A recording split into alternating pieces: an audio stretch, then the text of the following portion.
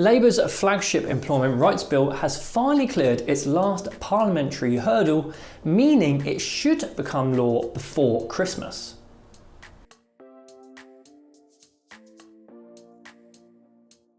My name is Jack Revis and welcome back to this week's episode of Tax Tidbits, where a Conservative amendment to the bill was withdrawn in the House of Lords this week, paving the way for the royal assent.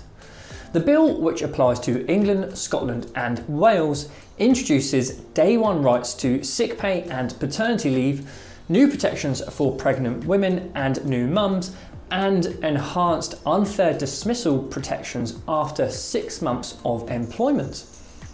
However, many of these measures will require secondary legislation before they actually take effect.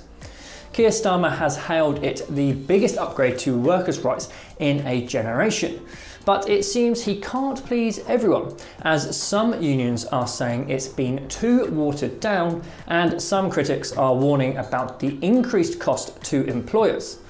So if you're an employer, now is the time to start brushing up on the new bill and what it will mean for you and your employees.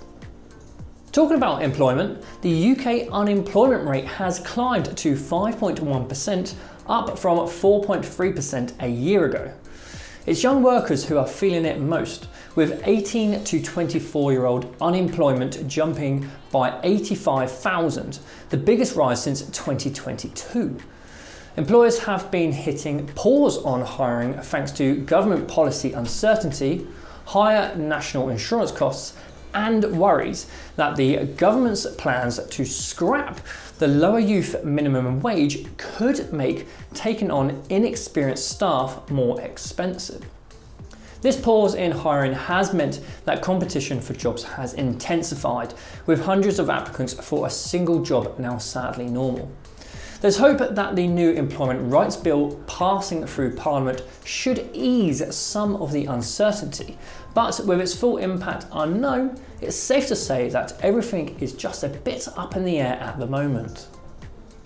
It seems Christmas has come early as far as the Office for National Statistics are concerned, as they announced this week that inflation fell to 3.2% in November, its lowest level in 8 months.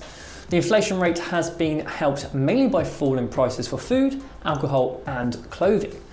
Prices also dipped for things like tobacco, restaurant meals, hotels, furniture and transport, giving households a rare bit of relief this holiday season. There are some hopes that this is a sign that inflation has peaked, fueling the expectations of an interest rate cut later this week by the Bank of England and potentially further cuts next year. However, some of this inflation rate cut will have been affected by Black Friday deals, so make sure to enjoy the bargains while they last. The European Commission has eased up on its plan to ban new petrol and diesel cars by 2035, now saying 90% of new cars should be zero emission instead of 100%, leaving a tiny loophole for petrol, diesel or hybrid cars to sneak through. Car makers, especially in Germany, have been lobbying hard, warning that EV market isn't quite ready for the transition and that low electric car demand could trigger multi-billion euro fines. The revised plan also encourages manufacturers to use low carbon steel and boost the use of biofuels and e-fuels to offset emissions from conventional cars. While some manufacturers like Volkswagen welcome the flexibility, critics warn that it risks slowing the shift to electric vehicles and harming Europe's competitiveness. However, UK groups have urged the government to stick to its ambitious EV goals, saying that watering down goals now could spook investors and stunt the electric car transition. Delivery chaos has been hitting some neighbourhoods in the UK, as more and more delivery alerts have said that packages have arrived, but they hadn't. The biggest culprit in this scandal is Evri. In fact, Ofcom ranked Evri as the worst among major UK couriers for missing parcels and customer dissatisfaction, with stressed out couriers blaming the issue on huge workloads and little pay. One undercover reporter from the BBC found that couriers were cutting corners, like tossing parcels into hedges or other questionable safe spots to get paid, as they don't get paid for missed deliveries. Some couriers are even reporting that they are actually being paid less than the minimum wage, though Evri disputes this.